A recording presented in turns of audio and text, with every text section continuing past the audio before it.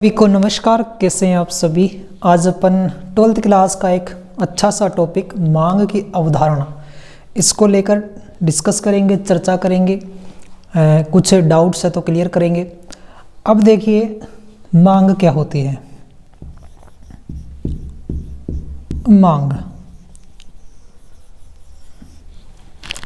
आप जानते तो हो, मांग यानी आप किसी वस्तु को खरीदते हो तो आप क्या कर रहे हो, वो आप वस्तु के लिए मांग ही तो कर रहे हो। तो इसे जो आप मांग करते हो, अर्थशास्त्रियों ने अपनी लैंग्वेज में किताबों में लिखा है।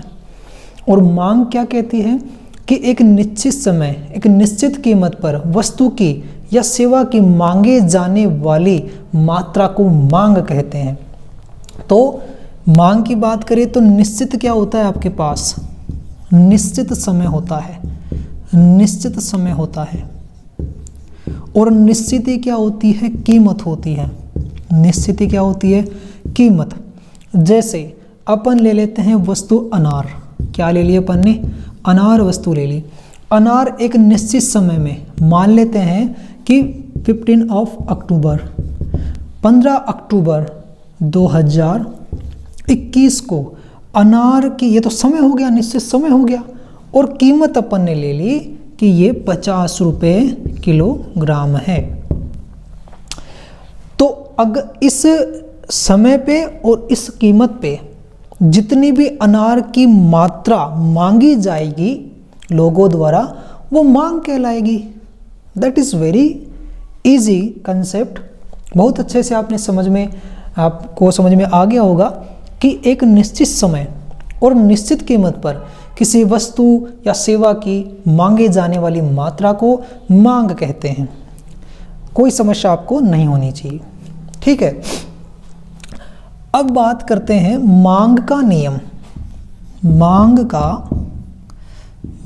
का नियम। मांग का नियम क्या कहता है। मांग का नियम, अन्य बातें समान रहने पर जब किसी वस्तु की कीमत में वृद्धि होती है तो उसकी मांगे जाने वाली मात्रा में कमी होती है। और कीमत में जब कमी होती है तो मांगे जाने वाली मात्रा में वृद्धि होती है। यही है मांग का नियम। तो मांग का नियम क्या कहता है कि अन्य बातें समान रहने पर, अन्य बातें समान रहने पर जब वस्तु की कीमत में वृद्धि होती है, मैंने देखो यहाँ पे एरो का निशान कर दिया ऊपर की तरफ, तो ये क्या कर दिया यहाँ पे, कीमत। जब वस्तु की कीमत में वृद्धि होती है तो मांग में क्या हो जाती है सर, कमी हो जाती है। और जब कीमत में यहाँ पे अगर कमी हो जाएगी तो मांग में वृद्धि हो जाएगी। आप अपने डेली रूटीन में, डेली आप कोई चीज़ खरीदते हैं, अगर आप कोई चीज़ खरीदने जाते हैं तो बेसिक सी बात है कि कोई चीज़ महंगी है तो उसे लोग कम खरीदते हैं, और जो सस्ती है उसे ज़्यादा खरीदते हैं। तो यही तो मांग का नियम है। यही तो अर्थशास्त्र क्या है, अपने आसपास से ही तो जुड़ी हुई है। कोई परेशानी नहीं होनी चाहिए, ये मांग का नियम है। बोलो मांग का नियम क्या है। अन्य बातें समान रहने पर जब वस्तु कीमत में वृद्धि होती है तो मांग में कमी होती है, और कीमत में कमी होती है तो मांग में वृद्धि होती है। यही है मांग का नियम। अब एक बात और कर लेते हैं, मांग के निर्धारक तत्व कौन कौन से हैं, तत्वों की बात कर लेते हैं। तो पहला तत्व क्या है कि आपके पास, आपको कोई चीज, वस्तु या सेवा की मांग करनी है तो आवश्यकता या फिर इच्छा। पहला तत्व तो क्या है कि वस्तु को खरीदने की आवश्यकता या इच्छा। आपको कोई चीज़ की आवश्यकता हो सकती है। अब जैसे खाने की तो क्या इच्छा होती है। जैसे आपको समोसा खाना है तो आपकी इच्छा है, वो आवश्यकता नहीं है आपकी, वो आपकी इच्छा है। आवश्यकता कोई चीज़ कार्य करने के लिए आपको कोई वस्तु सेवा लेनी है। तो आवश्यकता और वस्तु यानी इच्छा। तो किसी वस्तु को खरीदने की या सेवा को खरीदने की आवश्यकता होनी चाहिए या इच्छा होनी चाहिए। ये क्या है, मांग का पहला निर्धारक तत्व है। बोलो समझ में आ गया।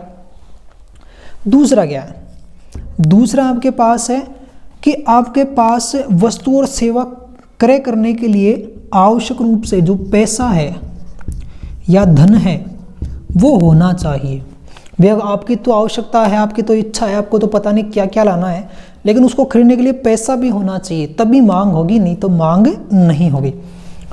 लेकिन तीसरा क्या कहता है कि पैसा भी है आपको, आपके पास, तो पैसा खर्च करने की इच्छा, पैसा खर्च करने की इच्छा, तो ये तीनों निर्धारक तत्व है मांग के। यानी पहला क्या है, पहला आपके पास वस्तु को खरीदने की आवश्यकता या इच्छा होनी चाहिए व्यक्ति में, व्यक्ति के पास वस्तु और सेवा को खरीदने के लिए पैसा होना चाहिए, ऐसे मांग तो पॉसिबल है नहीं। और पैसा अगर है तो उसे खर्च करने की भी आपकी इच्छा होनी चाहिए। बहुत से ऐसे लोग हैं जिनके पास खूब पैसा है, आवश्यकता भी है, लेकिन पैसा खर्च करने की उनकी इच्छा ही नहीं है, तो वस्तु सेवा कहाँ से खरीद लेंगे। ठीक है, तो क्या क्या चीज़ें पढ़ी अभी अपन ने, मांग थोड़ी सी देखी है। मांग क्या होती है, किसी निश्चित समय निश्चित कीमत पर वस्तु की या सेवा की मांगी जाने वाली मात्रा को मांग कहते हैं। ठीक है, ये याद हो गया आपको। दूसरा, मांग का नियम, मांग का नियम क्या है, अन्य बातें समान रहने पर। अभी जो अन्य बातें हैं वो आगे डिस्कस करेंगे, कौन कौन सी अन्य बातें हैं। अन्य बातें समान रहने पर क्या होता है, कीमत में वृद्धि होती है, तो मांग में कमी होती है, और कीमत में कमी हो जाएगी, सीधी सी बात है भाई, सभी मांगेंगे उस चीज़ को, तो उसकी मांग में वृद्धि हो जाएगी। ये एग्जाम्पल ले लिया अपन ने। और मांग के जो निर्धारक तत्व है वो 3 अपन ने देख लिए कि सबसे पहला, वस्तु और सेवाओं को खरीदने की व्यक्ति में आवश्यकता या इच्छा होनी चाहिए। दूसरा, उस वस्तु और सेवाओं को खरीदने के लिए आवश्यक रूप से धन होना चाहिए, पैसा होना चाहिए। तीसरा, भाई पैसा है तो भी काम नहीं चलेगा, पैसा खर्च करने की भी तो इच्छा होनी चाहिए ना। इस प्रकार से ये तत्व काम करते हैं। आई होप आपको ये वीडियो पसंद आया होगा। अगर पसंद आया है तो आप जो भी आवश्यक सामग्री चाहते हैं बच्चे, स्टूडेंट्स, उन तक ये वीडियो पहुंचाएं। Thanks to watch. जय हिंद, जय भारत।